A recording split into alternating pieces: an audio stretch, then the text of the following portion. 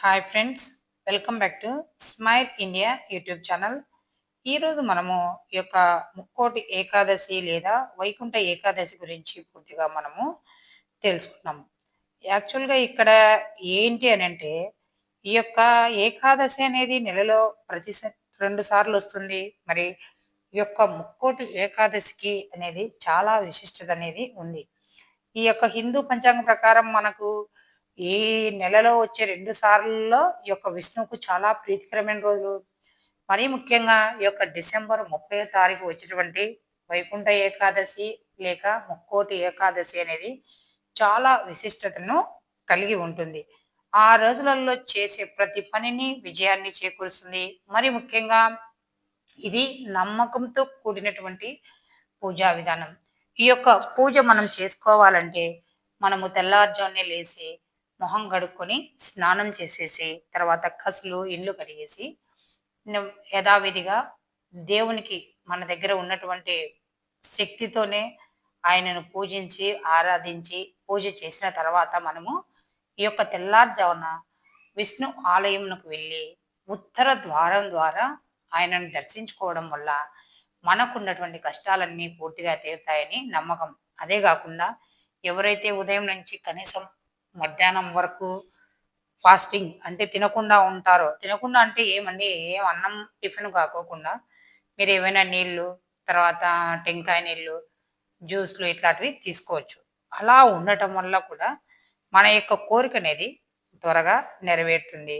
అదే కాకుండా ఇక్కడ ముఖ్యంగా ఆ యొక్క రోజు మనము జపించాల్సినటువంటి కొన్ని మంత్రాలను కూడా మనము తెలుసుకున్నాం. ఈ యొక్క ఆర్థిక సంపద కోసము, మరి మనకు విజయాలు సాధించడం కోసము ఈ యొక్క నామం ఏంటంటే ఓం నమో నారాయణాయ లేదా ఓం నమో భగవతే వాసుదేవాయ.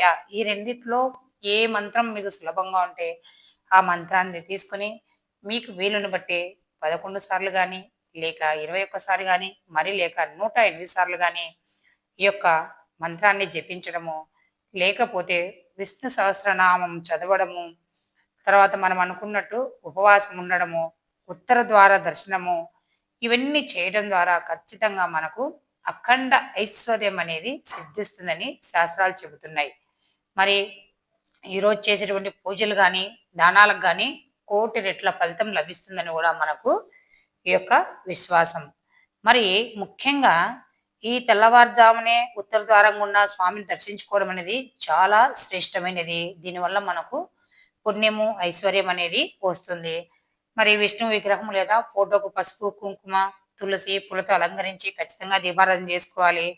మనం చెప్పుకున్నాం కదండి మంత్రము ఓం నమో నారాయణాయ, ఓం నమో భగవతే వాసుదేవాయ లేదా శ్రీమన్నారాయణ నమః వంటి మంత్రాలను 108 సార్లు కన్నా జపించుకుంటే మనకున్నటువంటి కష్టాలు ఖచ్చితంగా తీరుతాయి.